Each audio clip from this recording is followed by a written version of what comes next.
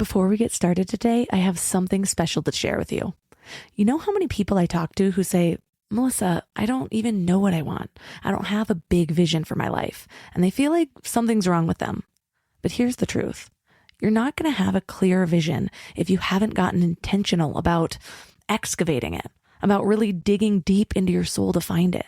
But once you do, everything changes. And it's not about figuring out what the next 50 years of your life looks like right now. It's more about finding what you do know, leaning into that, and then letting the next step reveal itself. There's actually a process to this. You may have heard me talking about Living Mind Love by now. It's the brand new Mind Love community that will be working towards something for an entire year together in a way that actually fits into your life. Well, our very first month together is all about getting clear on your vision. And if you already have one, we're going even deeper. I've taken everything I've learned from nearly 500 interviews with the world's most brilliant minds, and I've broken it down into simple steps that actually work. You'll be part of the first ever Mind Love community on School, so we get to uncover all of this together. So if you're ready to find your vision, go to mindlove.com/living and join the waitlist, and you'll get instant access to my 10-year vision meditation. So let's get into today's episode. Welcome to Mind Love, episode 182. Today's episode is all about mediumship and afterlife connections. Setting the intention to be aware of your thoughts and your experiences, your feelings, and noticing what is going on within you and around you. So it's really turning up the awareness. Oh, I just got a little dizzy. Was that a spirit who just stepped in? Or, oh, I just heard that thought, but there was no reason for me to think that. Who said that? It's a constant awareness of the thoughts and the feelings. Anything that is not resonant with love, I notice that and change it immediately. I'm driven to increase my clarity. So I am constantly saying, oh, that'll help my readings. Or, oh, that's what makes a difference when I connect with spirit. So it's really a commitment to your soul's growth. Turn up your frequency with Mind Love. Bite-sized brain hacks for seekers, dreamers, and doers. It's time to give your mind a little love with your host, Melissa Monti.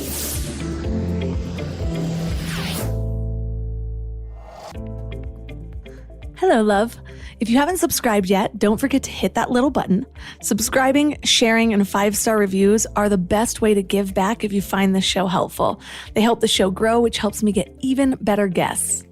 Today, I'd love to share a review from Caitlin from Canada. She says, healing every time I tune in. Thank you, Melissa. Finding you has contributed to my healing journey more than you'll ever know. I resonate so much with your story on more levels than I can even fathom. Thank you for your honesty, insight, and consistent content filled with healing life hacks. You make me feel like I'm not alone, and every time I tune in, I feel stronger and in alignment. Your words are healing a girl from a small town in northern BC, Canada. Thank you again. Oh, I cannot tell you how much I loved this review. It gave me the chills all over, and I'm just so grateful to have listeners like you. And now let's cross over to the other side. We are all energy, right? And energy never dies. The first law of thermodynamics states that energy is always conserved and it cannot be created or destroyed. So the total amount of energy and matter in the universe remains constant. It just changes from one form to another.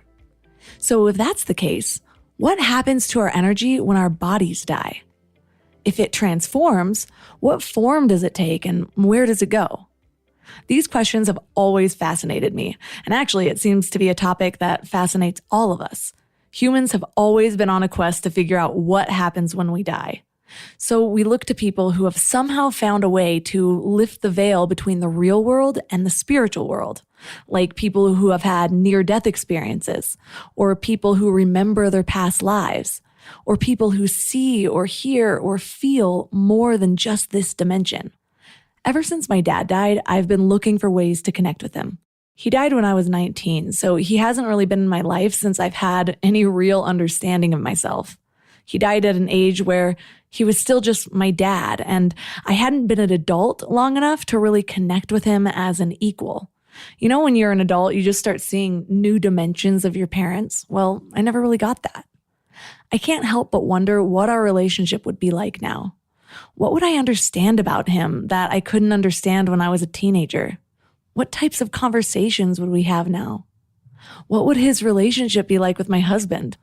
They're actually kind of alike, and I think they'd have a blast with each other. What would it be like to watch him with my son? I actually feel like I have connected with my dad before I was even trying. Right after he died, I'd have these dreams about him, and he'd tell me that he was okay, or he'd tell me things that I didn't know before. I actually had a dream about him the night that he died, before I even knew he died, where he told me he was happy and okay. But it had been a while since I'd felt that connection with him, over a decade. And a couple years ago, I read a book called Signs by Laura Lynn Jackson, and it's all about ways to look for signs from the spirit world.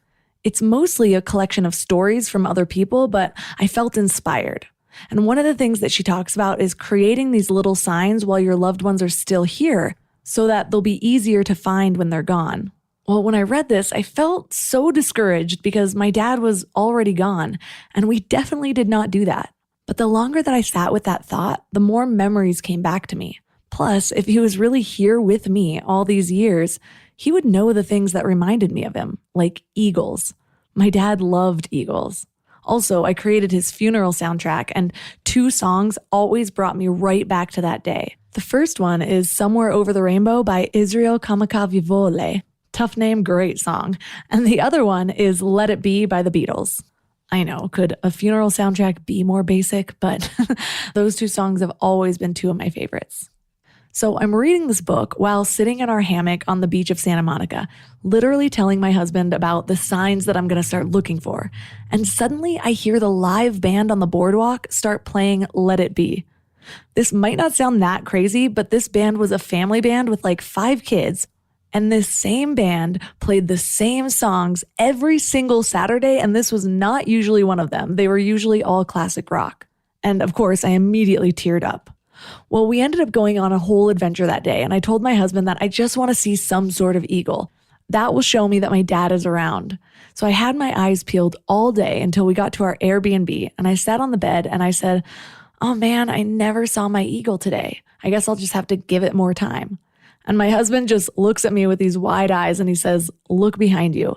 And there was this giant wooden eagle on a table in front of a bookshelf. And even weirder, right behind it was a book titled My Father. Well, ever since then, I just assumed that he's around. So I'll talk to him, sometimes out loud, sometimes in my head. And maybe it's just my belief, or maybe his energy is always just connected to me. But I feel it, you know? I think a big part of connecting to the afterlife or the spirit world is our intention. We will find evidence for our own beliefs. But is there a way to get even better at it? According to a lot of guests of this show, yes. We all have this ability to connect with our source, to remember who we truly are and where we came from. We just often spend our lives creating evidence for the opposite beliefs, that this is it and loss is loss. So today we're thinning the veil, and our guest is Suzanne Giesemann. She's known as the Messenger of Hope. She's a mystic, metaphysical teacher, and medium, and she helps people understand who you are and why you're here. Whether it's in her books, her classes, or her workshops, or her weekly radio show, or her one-on-one sessions, Suzanne provides stunning evidence of life after death. And what's really interesting is she is a former U.S. Navy commander turned medium, and her gift of communication with those on the other side has been recognized as highly credible by noted afterlife researchers. So 3 key things we will learn are how to deepen your connection with the spiritual world, the difference between evidence and messages in mediumship, and what we should expect in the afterlife. And now let's welcome Suzanne Giesemann to the show. Hey, well, thank you, Melissa. Great to be here. So what's your story? How did you go from the military to medium?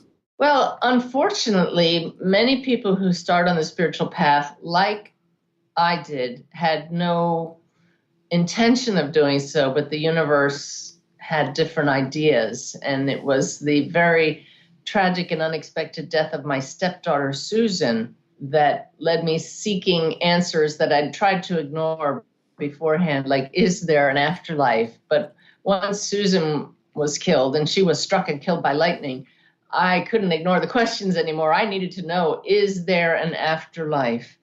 And so I took my husband to a medium and somebody that I knew was the real deal and would not trick us or anything else. I was a bit skeptical when I went. I didn't want to be fooled in our vulnerability.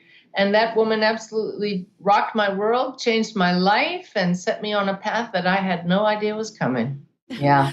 So what was that path like? For me, it's my deepest desire to connect more deeply with my spirit guides. And I feel like for me, I spent so many years kind of cutting off that connection. I was raised in a religion that kind of taught, that's blasphemy. You can't even go there without it being against the religion. And then later on, I had an eating disorder. So I was just cutting off my connection with my body and my own signals. And so in my healing process, though, I'm so inspired and just in awe of the people that have this deep connection. So I've been working towards my meditation practice and all that to deepen the connection. So I'm curious what that process was like for you. Well, you're on the right track with the meditation because that's what opened up the natural intuitive abilities that we all have. As I tell everybody in my classes, you can connect to the spirit world even if you never have, because we are first and foremost souls, expressions of one consciousness, one field of consciousness. And meditation or any practice that allows you to clear out the clutter in your mind and to have focused intention on one thing with a peaceful state will help you connect with your guides. So for me, it was daily meditation after Susan passed, sitting quietly with the intention of connecting with her. That was my intention. I just needed so badly to know that she was still around and we could connect with her. And in doing that, that opened me up to adventures in consciousness far beyond anything I ever dreamed of. And now I connect with spirit guides regularly. I don't even want to say daily, throughout the day, and with other people's loved ones who have passed daily. So who would have known? What does that connection feel like? How do they speak to you? This is going to be different for everyone. For me, it's a mixture of the many ways spirit can communicate with us. So it is the experience of knowing what they're sharing with us. You just know that's what they're saying. That's called claircognizance. Then it's hearing thoughts that arise in your head that you know aren't your own. That's called clairaudience. Seeing images in your mind's eye.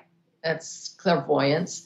Feeling things in your own body, clairsentience. So a mixture of all of those. I'm very clairaudient, so I would say probably the most prominent one for me is just hearing. Yeah. One of the things that you talk about is evidential mediumship. What is that?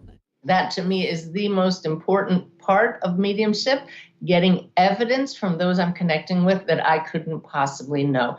And that would be basically the things that you would write in someone's biography. Where are they from? What did they do? How did they die? What were their favorite things? Who did they grow up with? Who's in their family? But I ask those in the spirit world to give me evidence that you couldn't find in a book or online. Tell me things that are specific to you, like the kid that came through and said, he showed me, he didn't say this one, showed me a toothpick hanging out of his mouth. And I just knew, that's the knowing part, that was something he always did. And I passed that on to his mom, and she said, that's it. That's when I knew you had my son, because he always had that toothpick hanging out of his mouth. That's evidence. And the evidence is what changes people's lives, changes their whole belief system, because you can't help but then say, how did that medium know that? Because it was your loved one who is still here. I would love to have some of that. It's so interesting. Maybe it's because I was raised in a different way, but it's like my whole being believes so much of this, but there's this little ego part of myself that's always kind of pecking a little bit of doubt in everything. Yeah. And it is probably always going to be there. That's the human programming. The soul is the part of you that I can feel it in you. It's just bursting to get through all of that old programming, the conditioning. I don't like the word programming, because it sounds like brainwashing, which in a way we all are as human beings, because people tell us things from the day we're born. You are this and you are that, and this is how you behave, and don't do this and do that, when the soul just is. So when we can get past the conditioning to the point where all of us are simply being, our true nature as consciousness, awareness, experiencing life as it unfolds, then it's much more wondrous. So what would be the biggest difference between how you were before you kind of unlocked this state of being, to how you live your life now? Biggest difference, because there are many, is a state of peace that's ongoing. And if I get knocked off balance by any human stuff going on, I can drop right back into that state of peace. It's having learned the flexibility to, by choice, maintain my human point of view, that pesky little ego stuff you were talking about, or not. I mean, the ego is not necessarily always bad. Or by choice, rising above that, taking the soul's more expanded point of view and just knowing everything's in perfect order.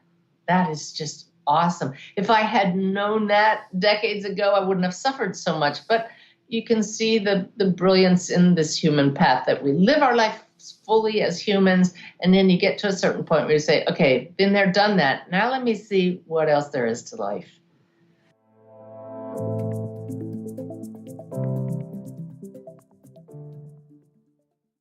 Before we go deep today, I want to give you a little gift, and I want to give it to you every single day.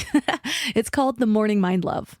I know how life can be. You're all fired up after an inspiring episode, and then a new day or a new challenge comes at you, and it's just hard to keep up that energy. Well, the Morning Mind Love is kind of like an oracle from your higher self to help you start each day with a positive focus. Plus, when you sign up, you get 2 free gifts, a 30-minute binaural meditation and 30 days of journaling prompts to help you remember who you truly are. And it's all completely free. So join over 9,000 people and go to mindlove.com to sign up, or text the word morning to 33777. Let's talk about legacy for a minute. We're all working so hard on personal growth and building better lives and creating something meaningful. But how do we protect everything we're building? Look, I know life insurance isn't the sexiest topic, but it might be one of the most loving things you can do for your family. We kept putting it off. It's funny how things never feel like a priority until you need it, which is the total wrong way to approach life insurance. But now that we have kids, there is no way I'm taking a chance that they won't be taken care of if something happens to me. So suddenly, this was our number one priority. And SelectQuote makes it surprisingly simple. They're one of America's leading insurance brokers with nearly 40 years of experience helping over 2 million customers. What makes them different is just how personal it is. Their licensed agents take the time to understand your specific situation so that they can find you the right coverage. We're talking 15 minutes to get exactly what you need. And I love that they actually reward you for all the self-work you're doing. So if you're in good health, you could get same-day coverage for up to $5 million. No medical exam needed. And it's way more affordable than you might think. Coverage up to $1 million could cost as little as $20 per month. So get the right life insurance for you for less at selectquote.com/mindlove. Go to selectquote.com/mindlove today to get started. That's selectquote.com/mindlove.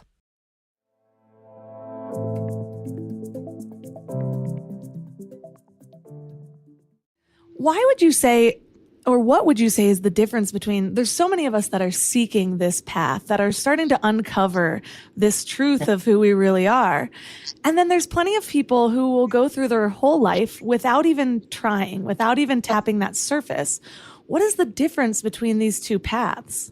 I would say a bit humorously, how's that working for you, for the ones who aren't seeking?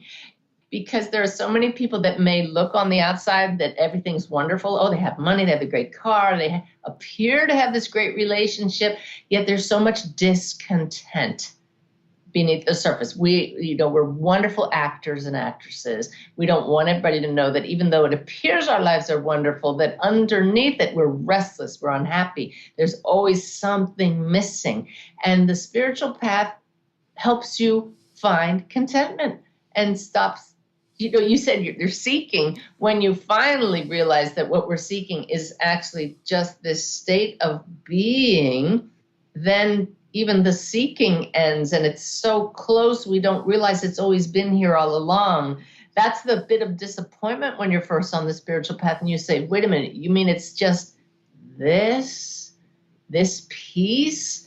And I say, yeah. And if you can just drop into this place all the time and know contentment, that is what everybody's missing. But the fringe benefit is from this place of pure peace and being, you can connect with loved ones who have passed and spirit guides and get great insights. So it's just a win-win all around.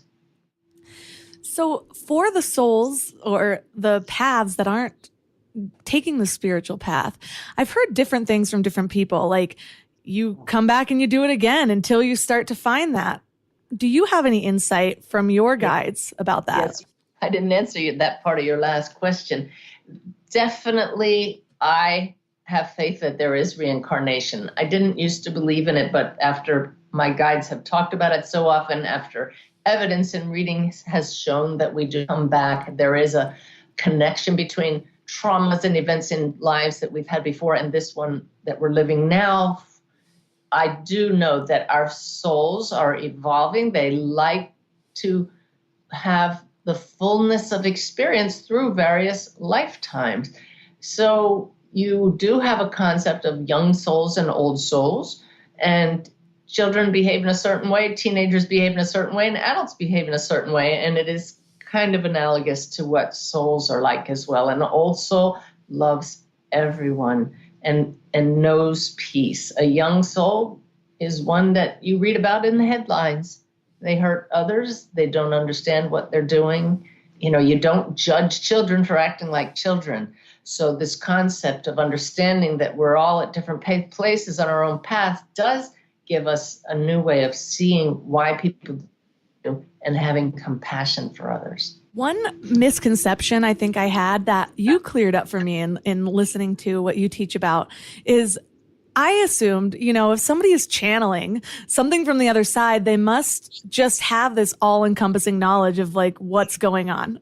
And one thing that I had heard you say was that whether we're living this life or we're on the other side, we're all evolving in different ways. And just because you're connecting to somebody on the other side doesn't mean that all of a sudden they've passed through and they can see the world as it is and know exactly what's going on. Can you go deeper into that?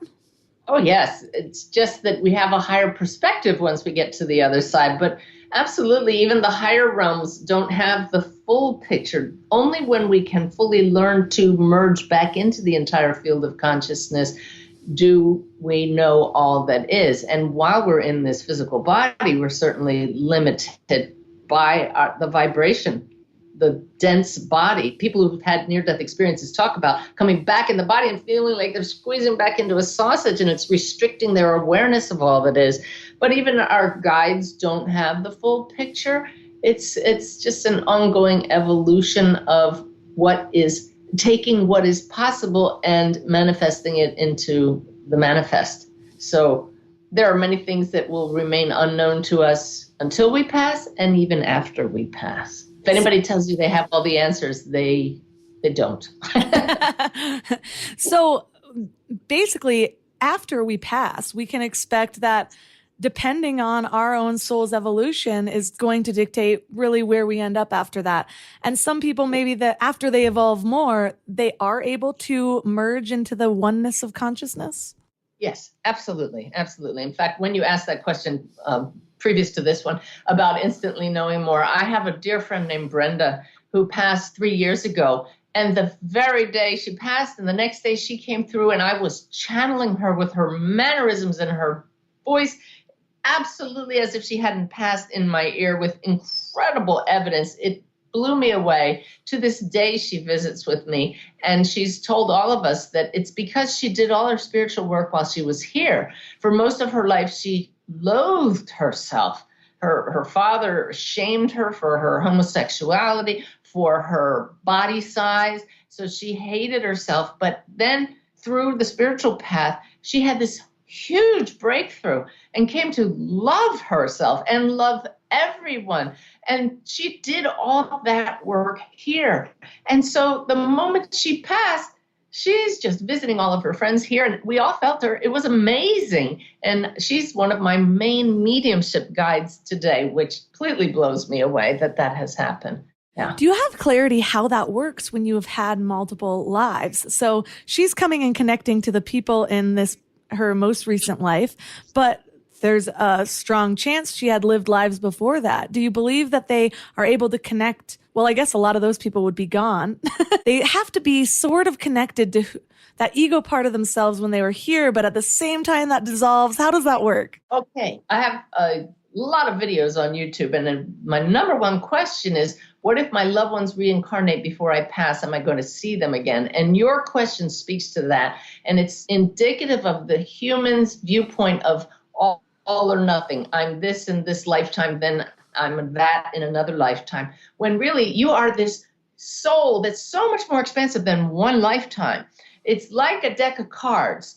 And this lifetime is one hand from that deck of cards to work on these personality issues and traits and characteristics. And when you pass, all of that merges back into the greater soul, to the mix, to the wholeness. So all of those other lives are still part of that soul. They're present, but they're like the cards are all mixed up. But if you need to access that lifetime, it just comes together again. That's what a medium is accessing, even if that soul is now reincarnated for another unique experience. So is that kind of like the collective consciousness you talk about? I know a lot of the channelers that I follow, they speak to a group of spirit. And your daily email is channeling Sanaya, which is a collective consciousness. Paul Selig, which is another one of my favorite mediums, he channels who he calls the guides. And a lot of them seem to be some sort of group. So is that what you're referring to? No. Yeah, Brent, for example, well, you have the greater soul that has had many lives, and I could probably access those if that were my specialty, but I don't. I could access your grandmother's soul, and even if your grandmother's soul had decided to have another lifetime and had reincarnated, I could still access your grandmother because she's part of that soul. That's what I'm talking about. Got you. Guides are different souls. And it's interesting. Another point I wanted to make when you were talking about the different levels is I was teaching a class the other day. People were asking questions, and Brenda said, I need to take a back seat for these answers. They're above my pay grade. And my guide Sanaya stepped in to answer the questions. So she was even indicating that she has still a limited viewpoint compared to the higher levels. I guess that would make sense in the fact that, a lot of us are trying to reach our own higher self, this own higher perspective of ourself. And if I can sit there and meditate to access that part of my higher consciousness and I'm still living here, then it does make sense that if I pass and I reincarnate, there'd still be something to access for the people that were left here. Yes, you got it. Uh-huh. We hear a lot in this spirituality about our own vibration and our own resonance. What role does that play in this whole process? Critical, critical, critical. And so what does our vibration mean? It means, are you aligned with the true essence of who you are?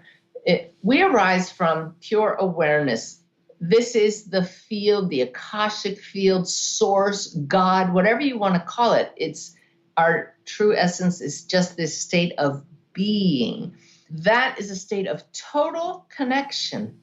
And the definition of love is lack of separation. Okay? So we are love as at our very essence. There's no separation there. So the more you can align with this state of pure love, the easier it is to access any other being who arises from that. So any of the masters who have taught about loving kindness, compassion, love, all of those characteristics, the more you can embody them, the more you raise your quality of consciousness, which is synonymous with vibration. So for my students of mediumship and connecting with guides, the greatest advice is meditate, because that helps you clear out anything in you that is not an expression of this higher vibration. It naturally evolves, it naturally comes out, because as you sit in the silence, suddenly things come into your awareness that are out of resonance. That's a great word you used, with the highest vibration there is, which is love. And if you're willing to take a look and say, where's that coming from? That doesn't feel good anymore because I know what it feels like to be pure love. And if you ask your guides, they'll show you where that came from. And if you ask for help in clearing it out, they'll help you. And each bit of, we'll call it darkness in you, place where the light isn't flowing in you, that you can clear out by bringing light into it, you become a more perfect instrument for the light to express itself through. And this is why the journey is so beautiful. The connection across the veil just keeps getting better when you're willing to work on yourself. And the fringe benefit is you keep getting more peaceful and loving. So you said before that, the ego's not always necessarily a bad thing, and the ego gets a bad rap. It seems like we're always just trying to shed the ego. But we are really trying to remember who we truly are underneath the stories that we tell, and underneath the story that we lived. So how do you balance that? What is your relationship to ego? What's the benefit of ego when we're on a spiritual path?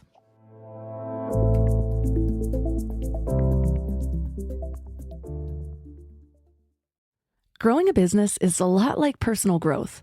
You need the right tools and the right support system.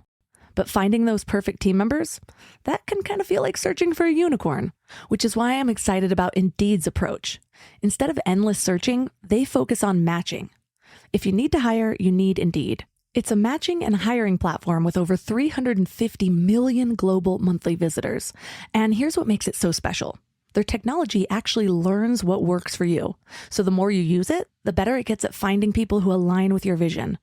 Think of it as your hiring meditation app. It helps you cut through the noise and focus on what matters. You can schedule, screen, and message candidates all in one place. And it works. 93% of employers say Indeed delivers the highest quality matches compared to other job sites. And that's why more than 3.5 million businesses worldwide trust Indeed to help them hire great talent fast. And listeners of this show will get a $75 sponsored job credit to get your jobs more visibility at Indeed.com/mindlove. Just go to Indeed.com/mindlove right now and support the show by saying you heard about Indeed on this podcast. Indeed.com/mindlove. Terms and conditions apply. Need to hire? You need Indeed. I don't know why it took me so long to invest in good bedding. I resisted it for years, but something flipped in me about 3 years ago. And now I'm basically a pillow connoisseur. I've tried them all, and I get weirdly excited about good bedding. Because here's the thing, we spend a third of our lives in bed, and the quality of that time affects literally everything else, which is why I'm so excited to tell you about my latest obsession, Lagoon Sleep Pillows. What sets them apart is their matching system. You take a quick 2-minute quiz about your sleep style and your preferences, and then they match you with your perfect pillow. I was matched with their Otter pillow, and I am so impressed. Lately, I've just needed more support, and this seems to cradle me in all the right places. I'm also low-key obsessed with their travel pillow, which I use for way more than just travel. I actually hug it, use it as leg support, and of course, take it on trips with me. Well, the secret is in their adjustable fill. You can add or remove it to get that perfect alignment for your spine. A study even found that the right supportive pillow can improve sleep quality by 63%. And Lagoon lets you try their matched pillow for 100 nights risk-free. Free returns, no questions asked. Falling asleep has never been easier. I toss and turn less and just wake up feeling refreshed every morning. Go to lagoonsleep.com and take their awesome 2-minute sleep quiz to find your match. Use the code MIND for 15% off your first purchase.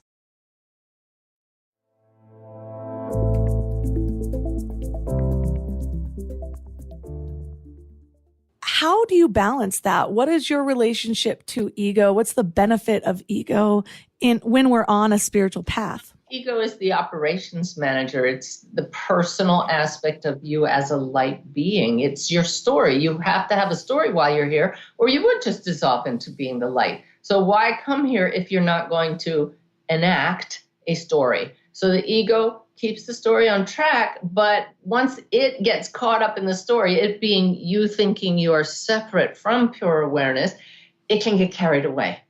So once you recognize what's going on here, I am source in expression. I am awareness in a body.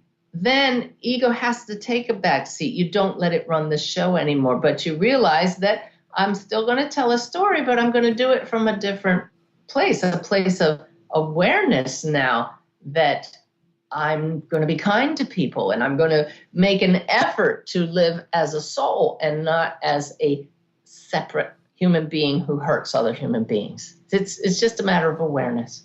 So when you are doing a reading, especially in the beginning of that journey, have you ever had to deal with your own ego, or does ego ever come to play when you're trying to connect? And what's that like? It still does, but so much less. And it's the greatest impediment in mediumship.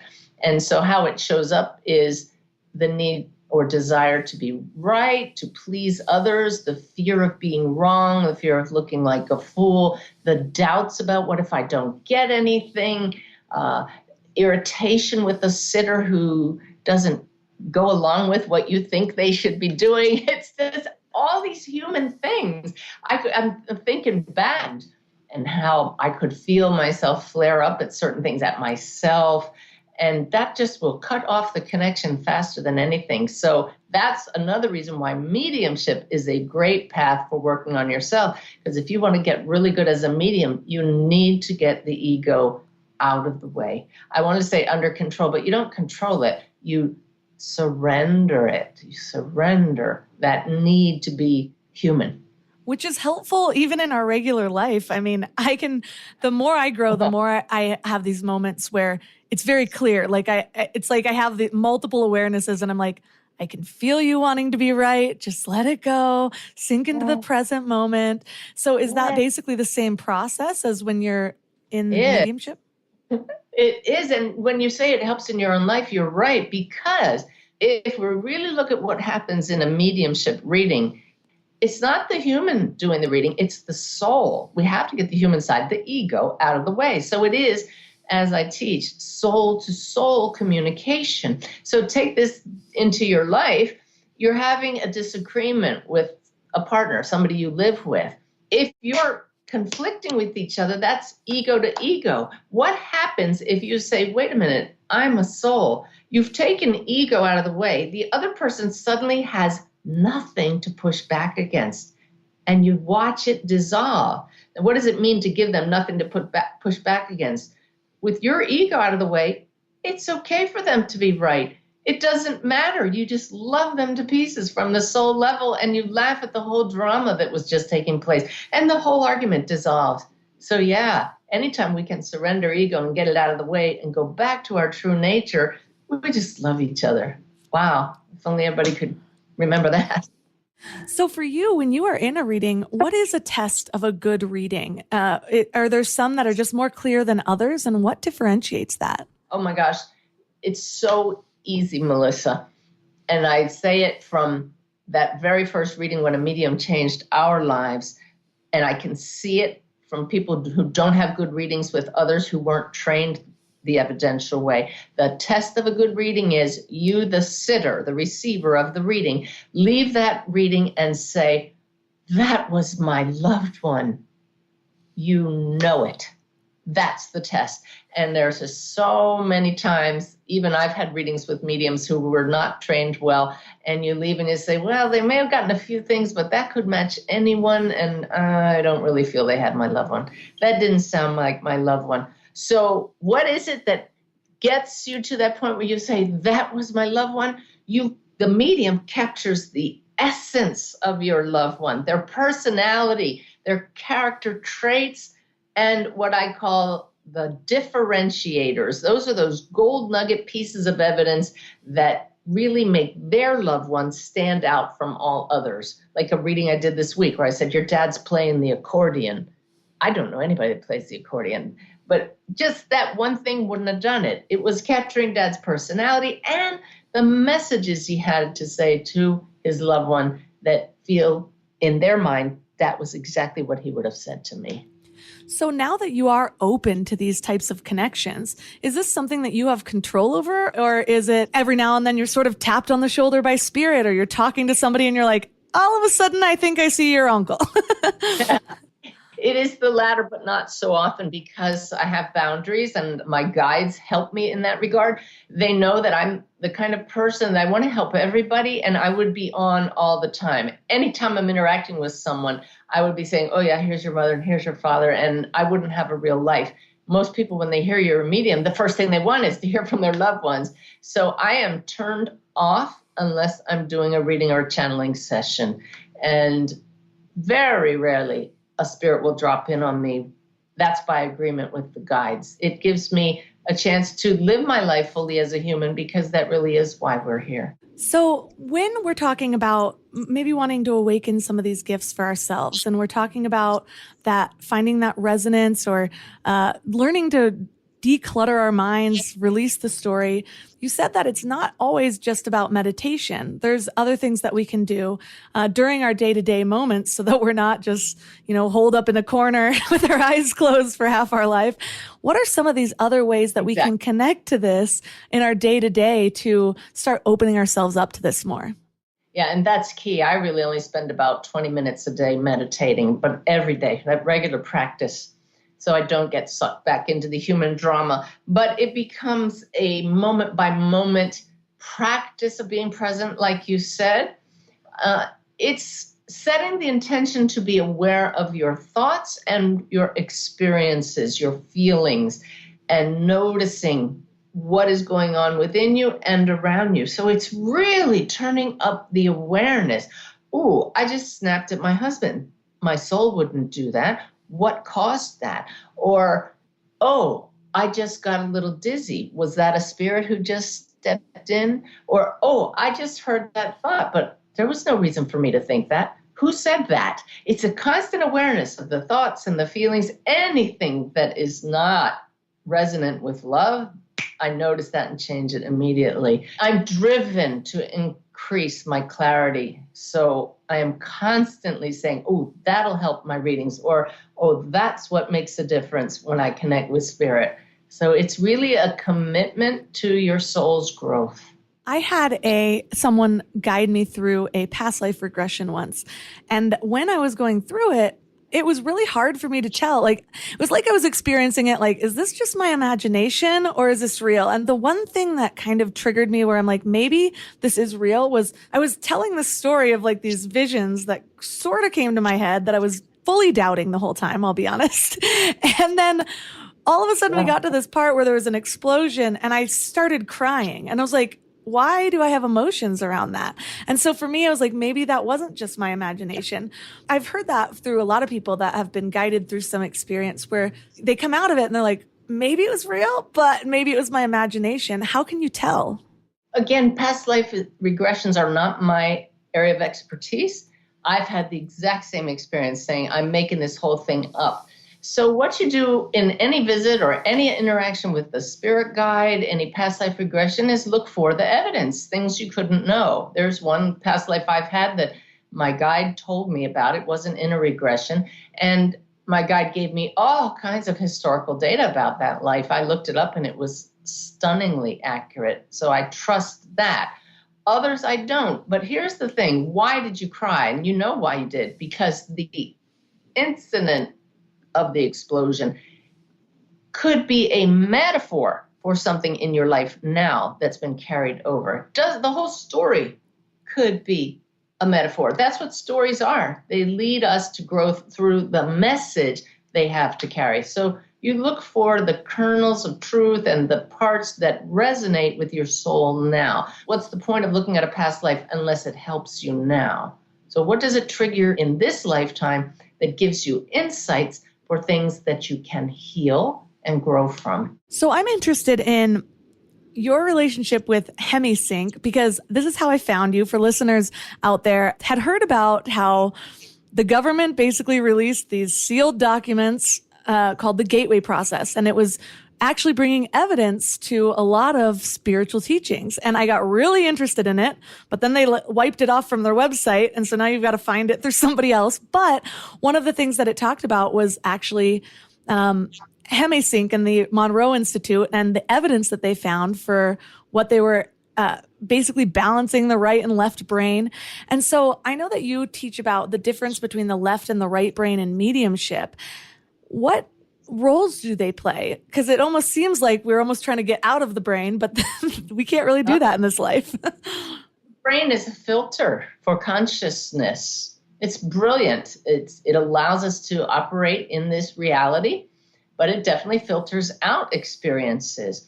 Left brain is very logical and analytical, likes numbers and words and categorizing things. Right brain is more of a flowing state, an imaginative, creative state. So one of the reasons that I was unaware of my ability to connect across the veil is because my whole life I was using left brain processes. It's why I was chosen the aide to the head of the U.S. military. I was so good at organizing and detailed work.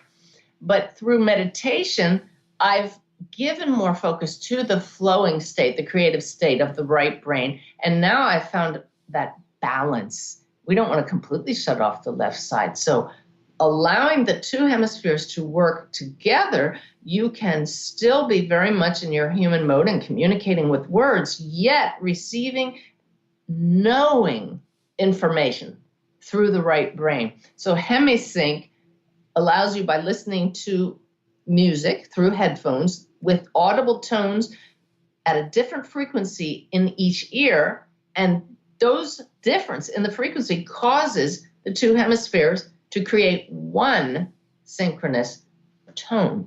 And it's like training wheels for meditation. You've probably found you just drop into a deeper, more expanded state much more easily with the tones. And you don't need them forever. That's why I say they're training tones, yet training wheels. Yet I still listen to the recordings myself every once in a while just because it's very peaceful and enjoyable. I have 5 hemisync CDs now with another one coming out in a couple months. It's good stuff. I love them. I got really into binaural beats because I can just feel the difference. Like when I was having a hard time even creating a meditation practice a couple of years ago, I found that when I tried binaural beats for the first time, suddenly sitting for 15, 20 minutes turned from being sort of a nightmare for me. I mean, honestly, my thoughts were so loud. I was like just counting down the moments. And then all of a sudden it was like a brain bath or something. Like I could just feel my energy shifting. And when I found hemisync, it's interesting. They did one test in one of the gateway process, that collection of music or guidance, I guess you could call it. They played one tone and they kind of lead you into it to show you what's happening. And they'll play one tone and it's just a steady tone. And then they played another tone that's slightly different, that's a steady tone. And then they showed when you put them together, you'd automatically hear a wave, even though it wasn't a wave. And so it's just so interesting how music can shift that part of ourselves to kind of allow us to tap into something deeper. Yeah, it's a gift when you find those things. But again, they are tools, and we don't need any tools. We just need to learn to access what's already part of our true nature. So when we are accessing that part of our true nature, how would you explain that to somebody who has never felt that before or who has never known anything deeper than the story? That is a great question, and the answer, I'm so grateful to my guides for the answer. You can't explain it. You have to experience it yourself. And that's why I have some guided meditations on my website that are free on the gifts page. One of them, the journey of consciousness. And it's just this beautiful meditation that guides you through letting go of the whole story bit by bit until there's nothing left but just being. And then you sit there for a few minutes and you say, oh, that's it? Yeah. Just live without your story, but you have to experience it. We experience it every moment. That moment when you first awaken, a moment between thoughts, but that's why I say it's closer than your breath. Now just hold that for longer moments and then just know that it's right here and know that that's the source from which all guidance arises. That's the sea of consciousness from which your guides put information into your head. It's this close. It's why my guide Brenda, when she came back the day after she died and said, Suzanne, there's only here. I didn't go anywhere. There's only here because it's all consciousness. The there is out here in the physical world, and all of that arises from this right here, awareness. That's getting a little deep. No, I love the deepness. Well, what about the people who have more doubt than others? Does the belief play a role in our ability to connect? Because I've also heard stories of people who didn't believe in this ability and something in their soul cracked open and suddenly they were able to connect with the other side. Belief is huge. It's one of the top keys to connecting. By grace, we have those moments where something happens and we have to believe. But once you start getting into more intentional connections, it's really important to study your beliefs as you go. Where are you limiting yourself? I used to think it wasn't possible for me to channel, and now I channel all the time. If you don't think something's possible, you won't try. Once you believe it's possible, if you're not aware of where you're blocking yourself, you won't go any further. I did a reading yesterday for someone, and I got little pieces of how they love one in spirit. But when I heard what really happened, it was so tragic. I thought, well, no wonder they only gave me bits and pieces. I couldn't believe that anybody could die that way. You see? So it blocked it. That's how the brain is a filter. The last question I want to ask is about inspired or channeled writing, because I know some people have used that as the gateway to connection. Some people that comes afterwards. Is that something that we can start practicing now if we're trying to open up these gifts? I absolutely recommend inspired writing. It's how I get my daily messages that I publish at dailyway.org. Thousands and thousands of them for over 10 years now. And that comes by sitting with the intention of connecting with higher consciousness, which I show a method how to do that on my website on that gifts page. And then you ask some spirit guide or higher consciousness to merge with you, and you ask them questions, you interact. But if you write down your question and you write what you hear, even if you're in an expanded state, you can learn to write and maintain that expanded state. By writing, you hold that connection much longer without your mind drifting. So it's an excellent practice for maintaining expanded awareness, yet focused at the same time. I guess I do have one more question. That wasn't my last one. How do you use these gifts and your connection with spirit or your guides in your own life, as in driving your career and spreading the message of what you do? And do you ask for guidance in that way? And how do you receive it? Always. I ask for guidance for almost everything. And in the Navy, I was very goal-oriented. After the Navy, for a few years, I facilitated strategic planning sessions for companies and their CEOs. So that was all about having goals and plans and visions. But I've come to the point where I know that Spirit guides us so beautifully that I no longer plan.